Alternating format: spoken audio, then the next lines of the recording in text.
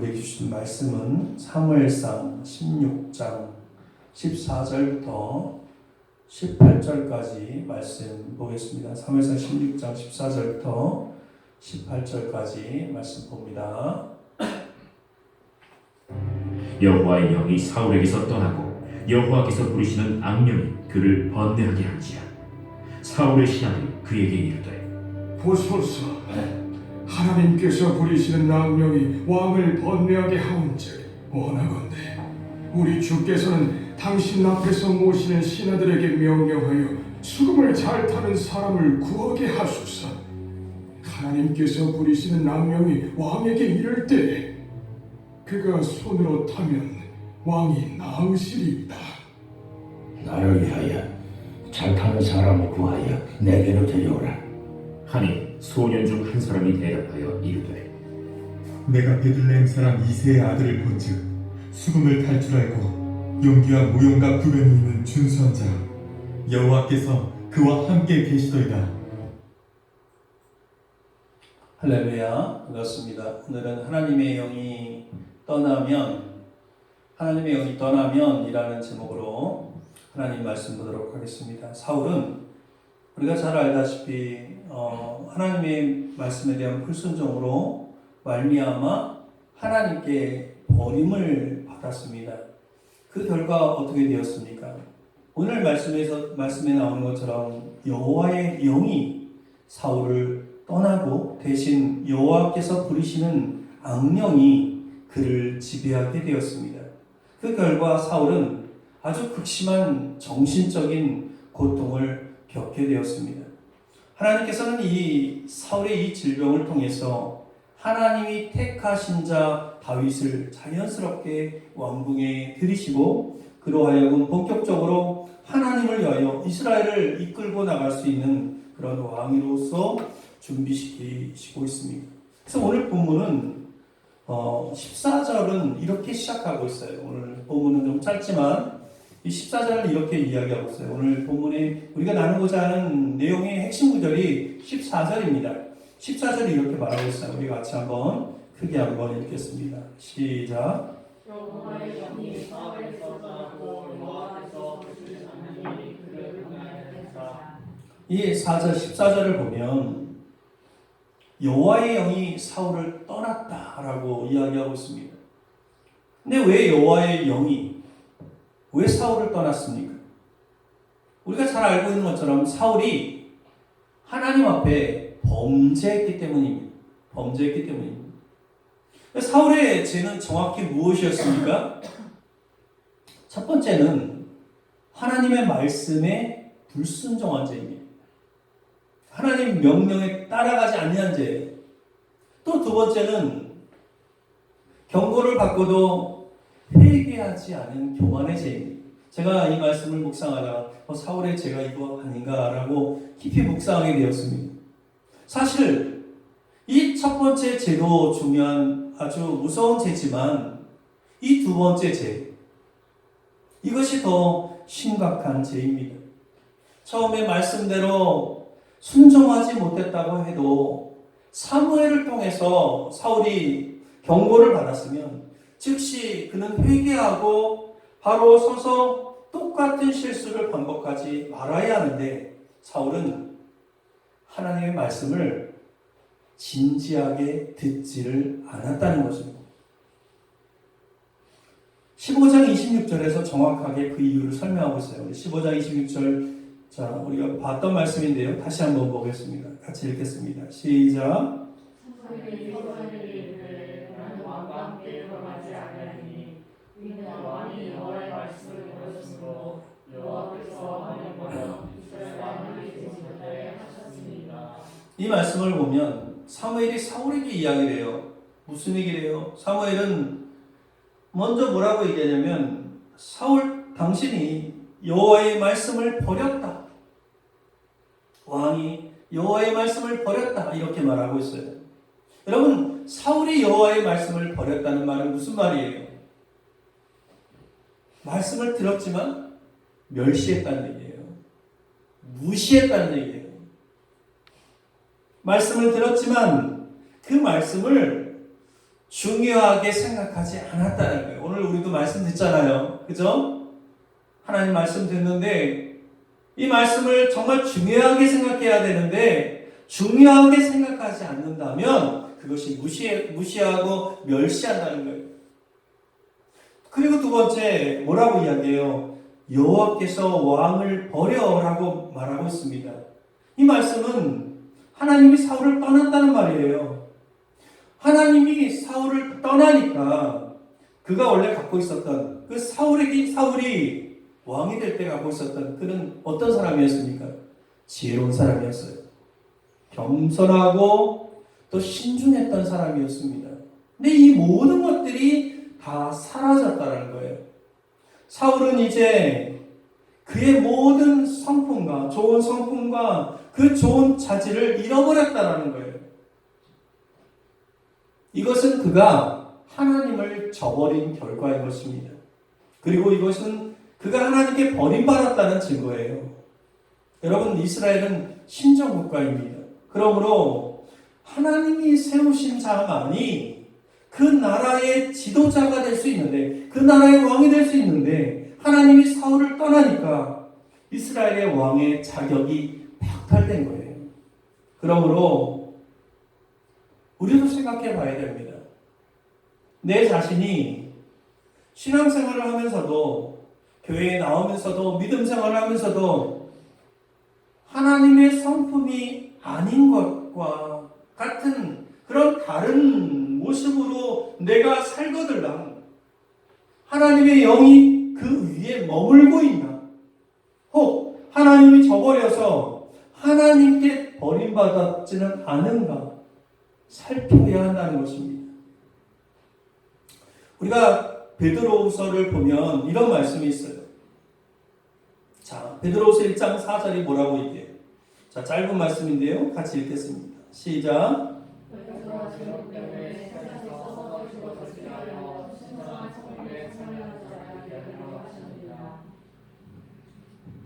이 베드로후서는 우리에게 이야기하고 있어요. 신성한 성품에 참여한 자가 되게 하려 하셨느니라. 신성한 성품이 뭐예요? 성령께서 주시는 성품, 성령께서 주시는 열매. 그러므로 우리가 이 말씀을 읽을 때 우리를 향한 하나님의 뜻이 어디 있습니까?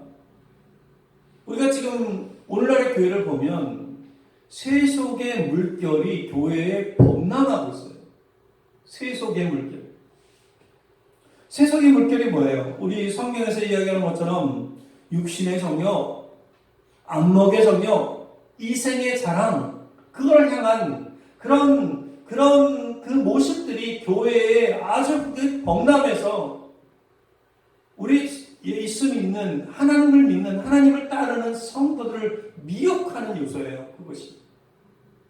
그러니까 이 말씀은 이 세상의 정력 때문에 부패한 사람이 아니라 하나님의 성품에 참여하는 사람이 되는 것이 우리를 향한 하나님의 뜻이다라는 것입니다. 아멘입니까?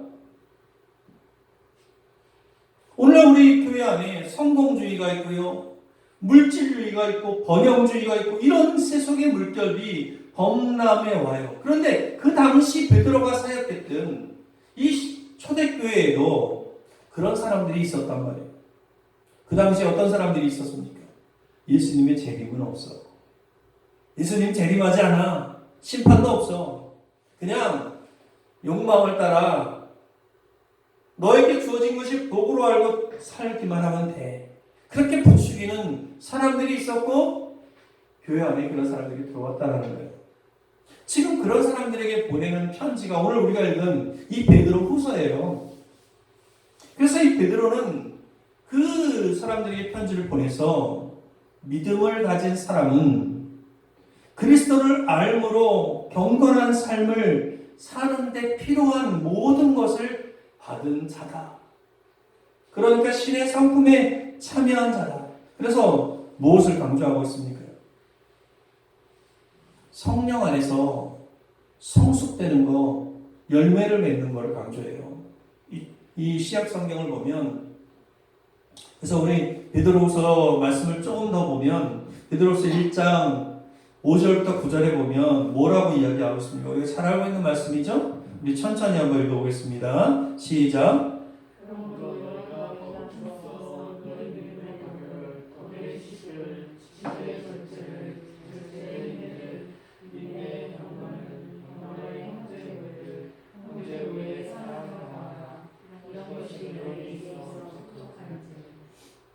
그래서 믿는 자들에게 있어서는 믿음, 덕, 지식, 절제, 인내, 경건, 형제 우애, 사랑 같은 이런 성령님의 열매들이 있어야 된다는 거예요. 근데 오늘 우리가 살펴본 이 사울처럼 영적인 눈이 어두워서 자기가 구원받는 것에 있어서 자기가 정말 구원을 받지 못한다는 것을 알았다면, 그것을 생각했다면 하나님 명령을 무시했겠어요? 하나님 명령을 멸시했겠어요? 사울은 그러나 그는 자신의 구원받는 것에 있어서 자신의 그 구원의 과거와 그 현재와 그 미래를 바라보지 못해요. 생각하지 않아요. 그냥 자신이 전장에서 이겨서 얻는 전리품과 그 얻는 노획물들에 취해서, 그래 한마디로 뭡니까? 세상을 살아가면서 얻는 그런 것들에 취해서 살아가는 사람처럼 사울은 지금 그런 것만 바라본다는 거예요. 지금 사울은 하나님을 바라보지 못해요. 하나님의 그 신의 성품에 참여하는 일, 열매 맺는 일에 관심이 없고 무엇만 따라갑니까? 정욕만 따라가는 거예요. 욕심을 따라가는 거예요. 초대교회 때도 그랬다라는 거예요. 오늘 우리에게도 마찬가지인 거예요. 그러나 성도에게 정말 약속을 주신 그 하나님은 우리가 미래에 하나님이 우리를 구원하실 거다라고 하는 그 분명한 확신을 가지고 살아가잖아요. 그러면 지금 내가 살아갈 때 하나님의 그 성령께서 함께 하시는 그 성품을 내가 여기서 이야기하는 이 모든 것들이 성령께 내가 붙들린 바 되었을 때 얻어지는 열매들인 줄 알고 이 열매가 맺히기를 위해서 기도하고 성령과 더불어서 살아가는 거예요. 아멘입니까? 성령과 동행하는 거예요. 그러므로 믿음의 성도는 성숙해 가야 하는 거예요. 지금 이 말씀처럼 믿음의 덕의 지식을 계속 성숙해 가는 거예요. 결국은 어디까지 갑니까? 사랑까지 가는 거예요.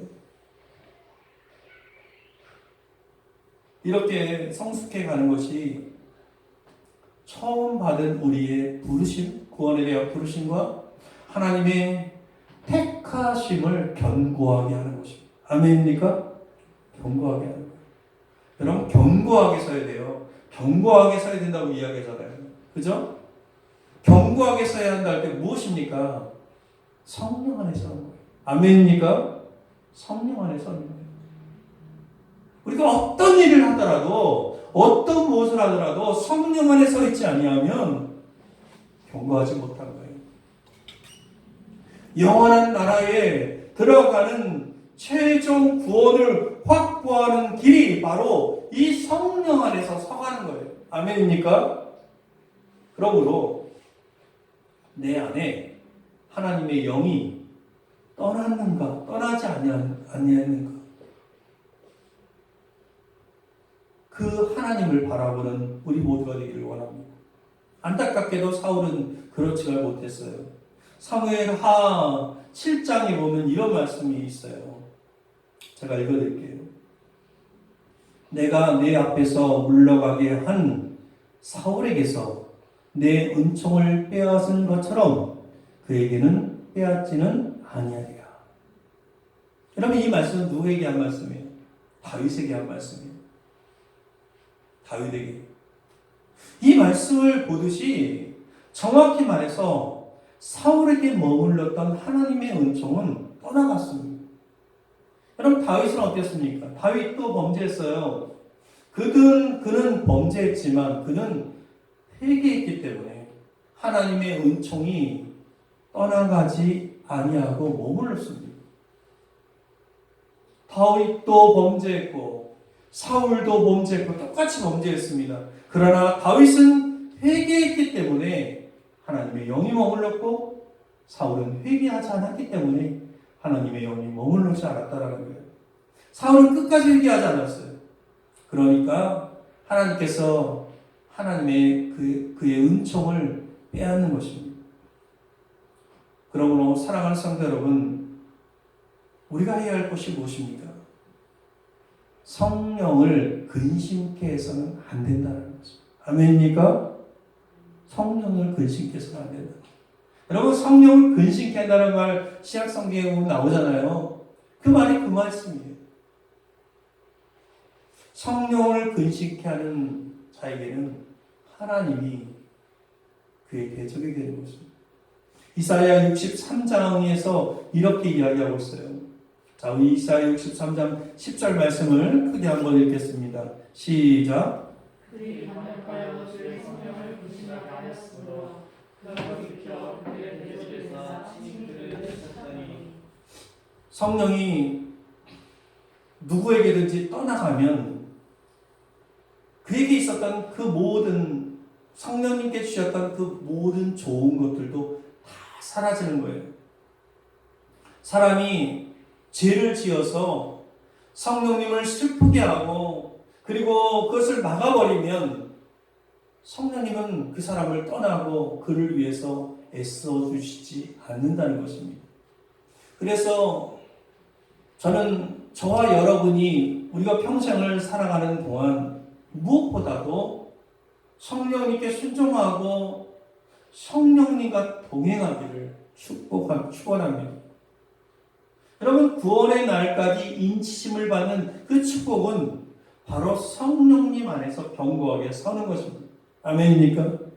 에베소서가 이렇게 이야기해요. 에베소서 말씀 4장 30절에 보면 하나님의 성령을 근심하게 하지 말라. 그 안에서 너희가 구원의 날까지 인치심을 받았느니라. 아멘? 여러분, 성령께서 사울에게서 떠나자 어떤 결과가 나타났습니까? 오늘 본문 14절 말씀 다시 볼게요. 어떻게 이야기하고 있어요? 다시 한번 읽어보겠습니다. 14절 시작. 여호와의 영이 사울에게서 떠나고 여호와께서 부르시는 자니 그를 번뇌하게 하시라. 하나님의 영이 사울에서 떠나니까 그는 이제 악령에 들려서 번뇌하는 사람이 되었다. 이렇게 이야기하고 있어요. 여러분, 신앙에는 중간지대가 없습니다. 우리의 선한 하나님을 쫓아내는 자는 그 마음 가운데 그 마음을 다스리는 자는 악령이 되는 거예요. 선한 하나님이 우리 마음 가운데 있을 때는 우리의 마음 가운데 기쁨과 평안이 있지만 그러나 악령에 사로잡힌 마귀가 다스리는 그 사람의 마음은 어떻게 되는 거예요? 번뇌하게 되는 거예요. 당연히 악령의 밥이 되는 거예요. 여러분, 번뇌가 무엇입니까? 지금 사울이 어떤 모습일 것 같아요? 지금 사울의 모습은 정신적으로 불안하고 초조하고 히스테리를 일으킬 거예요. 여러분, 이렇게 좀 불안하고 그런 사람들은요, 평상시에도 굉장히 불안해합니다. 지금 사울은 자신이 왕자에 있지만 지금 바늘방석에 앉은 사람처럼 두려움에 사로잡힌 거예요. 누구라도 그 자리를 빼앗을까봐, 자신을 죽이고 왕이 될까봐 겁이 날 거예요. 공포심에 빠지고, 그러니까 잠도 못 자고 아마 그랬을 거예요. 그러니까 번뇌하는 거예요. 생각이 많아지는 거예요. 짜증도 많았을 거예요. 여러분, 진리는 단순합니다. 하나님과 거리가 먼 사람은요, 정신적으로 안정이 될 수가 없습니다. 하나님과 거리가 먼 사람은 정신적으로 안정이 될 수가 없어요. 사울처럼 하나님을 알고 하나님의 성령의 그 은혜를 맛보았던 사람이 은혜에서 떨어지면 영적으로, 정신적으로 파산하기 10중 8구라는 거예요. 그렇습니다. 하나님의 은혜가 우리를 다스리지 아니하면 죄와 사단이 우리를 다스리게 되어서 점점 더 초조해지고 성미가 까다로워지고 불평을 입에 달게 되고 소심해지고 의심을 잘 품는 사람, 때로는 그것을 이기지 못해서 부들부들 떨고 그런 사람이 되는 거예요. 오늘 우리가 이 사울의 모습을 바라볼 때 오늘 우리는 사울의 모습이 어땠는가를 가히 상상이 됩니다. 근데 어떤 성경학자가 사울의 모습을 이렇게 설명했어요. 마치 목이 졸려 질식할 것 같은 모양이 되었다. 경면으로 완전히 귀신 들린 사람과 같이 되었다.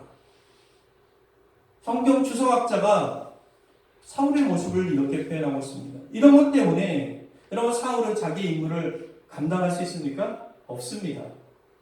사울은 왕으로서 왕이지만 그런 모습을 보이니까 권위도 떨어지고 때로는 그 원수들의 조롱거리도 되고 주변 사람들에게 짐이 되었을 거예요.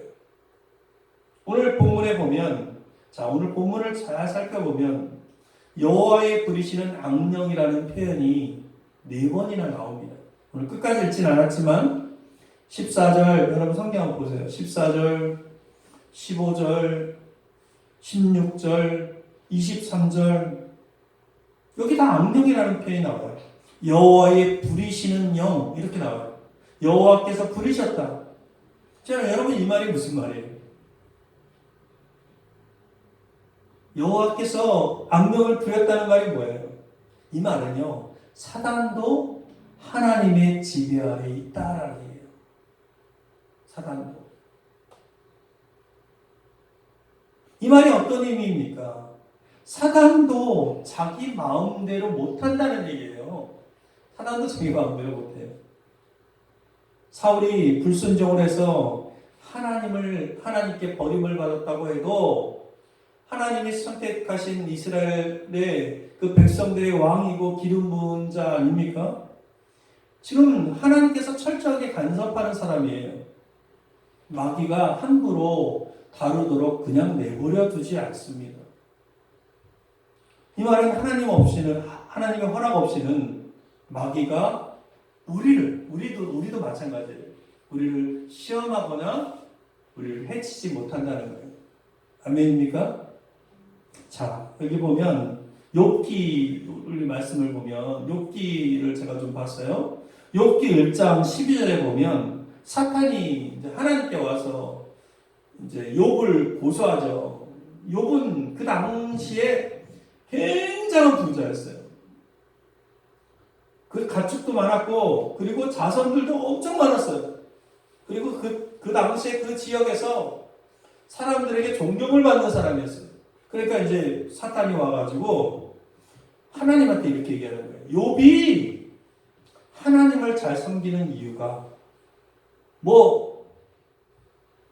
하나님을 잘 섬기고 이렇게 하나님을 높이는 그 이유가 하나님께서 먹을 것, 입을 것 충분하고 호의고식하니까 하나님을 잘 섬기는 거 아닙니까?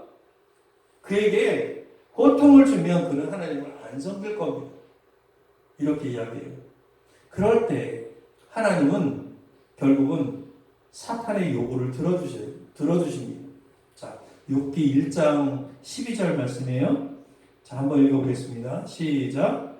여호와께서 사탄에게 이르시되 내가 너에게 슬픔을 다 내 손에 맡기노라. 다만 그의 몸에는 내 손을 대지 말지니라. 사탄이 곧 여호와 앞에서 물러가니라.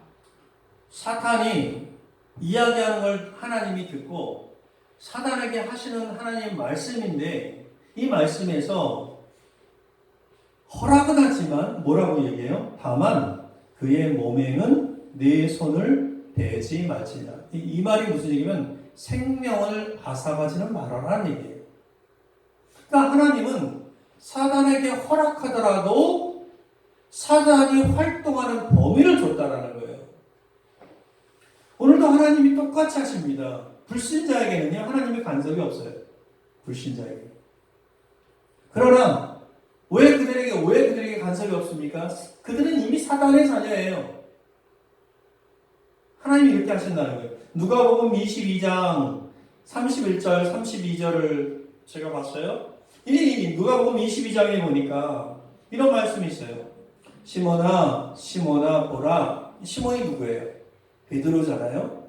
보라, 사탄이 너희를 밀가부를 듯 하려고 요구하였으나 그러나 내가 너를 위하여 내 믿음이 떨어지지 않기를 기도하였노니 너는 돌이킨 후에 내 형제를 굳게 하라. 여러분, 이것은 누구의 말씀입니까? 예수님 말씀이에요. 지금 이 말씀, 사단이 제자들을 밀가부르듯 그렇게 하겠다고 요청을 했다는 거예요. 이게 무슨 말이냐면 제자들로 하여금 예수님을 버리도록 마귀가 충동하고 싶은데 누가 허락을 안 했다는 거예요. 하나님이 예수님의 기도를 듣고 그것을 허락하지 않았다는 거예요. 이 말은 무슨 얘기냐면 우리가 하나님의 자녀인 이상 사단이 마귀가 우리를 제 마음대로 해칠 수 없다. 아멘입니까? 하나님의 자녀는 하나님의 보호하에 있다. 아멘입니까? 그래서 주님은 우리에게 이렇게 기도하라고 하신 거예요. 시험에 들게 하지 마옵시고 다만 악에서 구하옵소서. 아멘? 예수님이 기도했을 때 하나님이 그들을 보호하신 것처럼 우리도 기도하면 하나님이 우리를 보호하신다는 것입니다. 그러므로 우리의 기도가 무엇을 위한 기도가 되어야 하겠습니까? 하나님, 저 잘 살게 해주세요. 저 잘 먹고 잘 살고 이 세상에서 부유하게 해주세요. 이 기도가 아닌 거예요. 아멘입니까? 우리 기도가 성공과 번영을 위한 기도가 아니라 지금 우리에게 말씀하신 것처럼 시험에 들게 하지 말게 해달라고, 다만 악에서 구해달라고 기도해야 할 것입니다. 근데 사울은 그렇게 하지 않았어요. 그럼 베드로후서 1장 말씀이에요. 1장 8절과 9절 말씀 우리 한번 같이 보기 원합니다. 같이 크게 읽겠습니다. 시작. 너희도 우리 예수 그리스도를 알기에 게으르지 않고 명예 없는 자가 되지 않게 하려니와 이런 것이 없는 자는 맹인이라 멀리 보지 못하고 그의 예체가 깨끗하게 된 것을 잊었느니라. 베드로는 그 초대교회 성도들에게 편지를 보내면서 너희가 예수 그리스도를 알기에 게으르지 않고 성령에 붙들린 바 되어서 열매 있는 자가 되기를 바라지 열매 없는 자가 되지 않기를 바란다 라고 이야기하면서, 그러면서 이런 것이 없는 자는, 여기서 이런 것이 없다는 것은 아까 우리가 읽었던 믿음, 덕, 지식, 절제, 인내, 경건, 형제후에 사랑 같은 것들, 성령님께 붙어 있음으로 말미암아 맺는 그런 열매들, 이런 것들이 흡족하게 있어야 한다는 말을 이야기하는 거예요. 그러면서 말하기를 이런 것이 없는 자는 맹인이라 멀리 보지 못한다. 이런 것이 없는 자는 맹인이래요. 맹인이 뭐예요? 시각장애인이잖아요. 못 보잖아요. 못 본단 말이에요. 이런 것이 없는 자는 하나님 나라를 못 봐요. 아멘? 이런 것이 없는 자는 더 멀리 있는 걸 못 봐요. 더 멀리 있는 걸. 그래서 멀리 보지 못하고 또 한 가지, 그의 예체가 깨끗하게 된 것을 잊었느니라. 우리가 이 말씀을 읽을 때 늘 나오는 질문이 있어요. 어떤 질문을 하냐면, 그러면 우리에게 이 성령의 열매가 없으면 하나님 나라에 못 들어가는 거냐? 그럼 이 성령의 열매가 없으면 구원이 취소되는 거냐? 구원 못 받는 거냐? 한마디로 이런 질문을 합니다. 결국은 행위로 인해서 구원을 받는 거냐라는 질문을 하게 된다는 거예요. 그러나 결론만 말씀드리면 그렇지 않습니다. 이 말씀의 구절의 말씀을 자세히 한번 좀 보기 원합니다. 여기 구절에 보면 이렇게 이야기하고 있어요. 열매 없는 자의 옛 죄가 깨끗하게 된 것이 축소되었거나 없어지지 않았다고 말하지 않아요. 뭐라고 이야기해요? 잊었다. 그의 옛 죄가 깨끗하게 된 것을 잊었다. 잊었느니라. 그러니까 열매 없는 자는요, 성령님께서 주시는 그런 열매가 없는 자는 자신의 죄가 깨끗하게 예수 그리스도의 보혈의 피로 말미암아 깨끗하게 되었다는 것을 자꾸 잊는 거예요. 아멘? 잊는 거예요. 잊어버리는 거예요. 그 잊지 않으려면 어떻게 돼요? 잊지 않으려면 성령님 안에서 견고하게 서 있어야 돼요. 우선.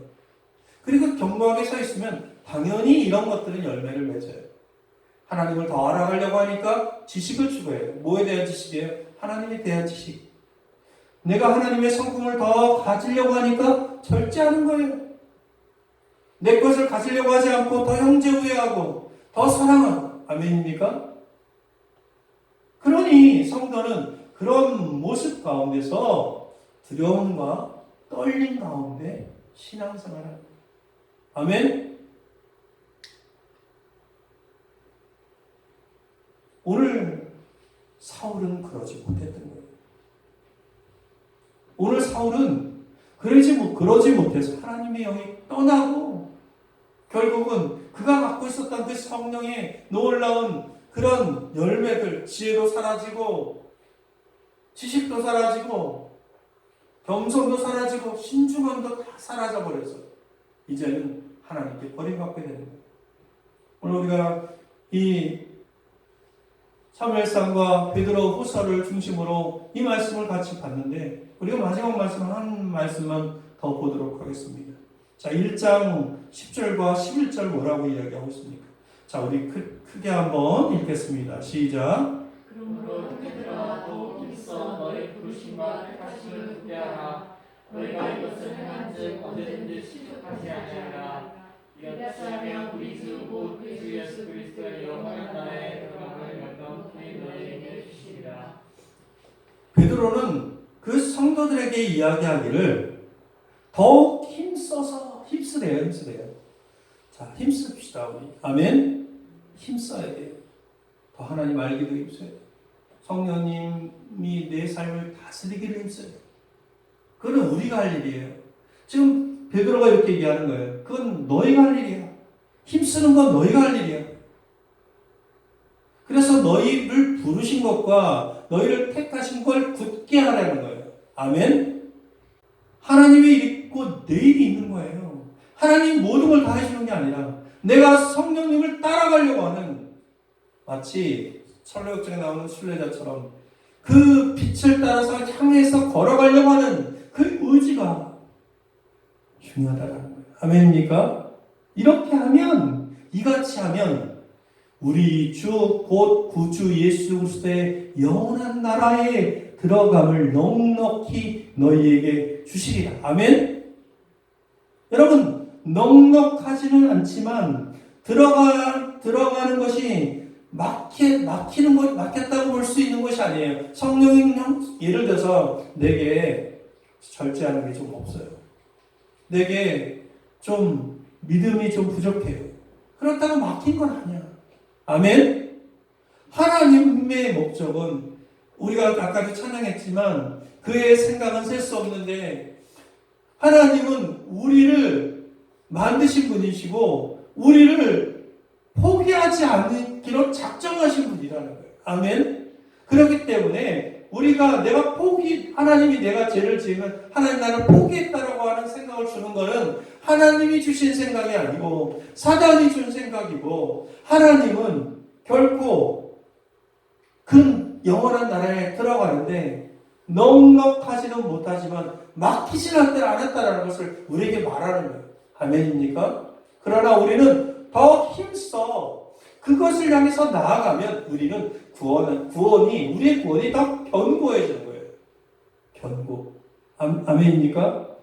하나님의 부르심과 택하심에는 결국 후회가 없고요. 실수도 없습니다. 그러므로 하나님이 우리를 부르셨고 우리가 부르심을 받았다면 그 구원이 취소되는 게 아니에요. 그런데 만약 내 안에, 이게 중요한 얘기를 할 거예요. 만약 내 안에 하나님의 성품에 대한 그 갈망이 전혀 없다면 생명이 없는 거예요. 내가 부르심을 받았다고 착각할 수 있는 거예요. 무슨 얘기인지 아시겠죠? 처음부터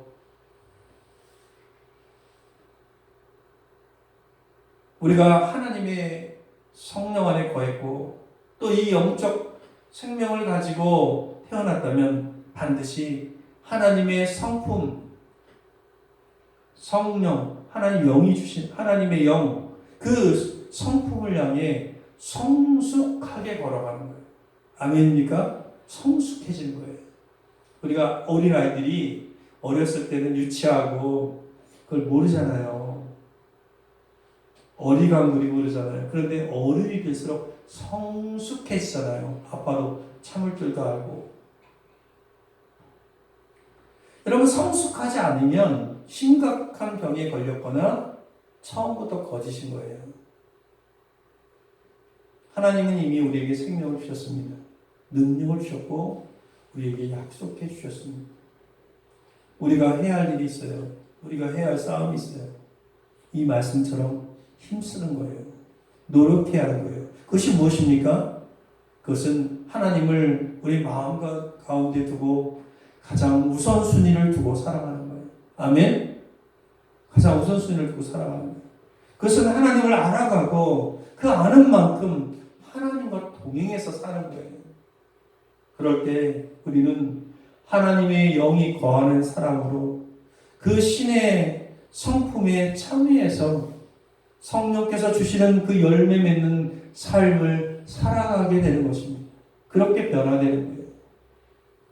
이것만이 오늘날 우리 교회 안에 들어와 있는, 이 시대 안에 들어와 있는 이 세속적인 가르침에서 우리 자신을 지키고 나의 신앙을 지키는 일이에요. 아멘입니까? 우리 모두가 주의 성령을 닮은 그런 성품의 열매를 맺는 성도들이 되어서 사울처럼 버림받지 아니하고 다윗처럼 하나님께 택함을 입고 하나님 나라의 귀에 쓰시는 그런 믿음의 일꾼들 다 되기를 주님의 이름으로 축원드립니다. 이 시간 같이 기도합니다. 우리 결단하면서 이 시간 1분간만 기도합니다. 하나님의 영에 붙들림 받게 하여 주옵소서. 하나님의 성품에 참여한 자로 살게 하여 주옵소서. 기도하겠습니다.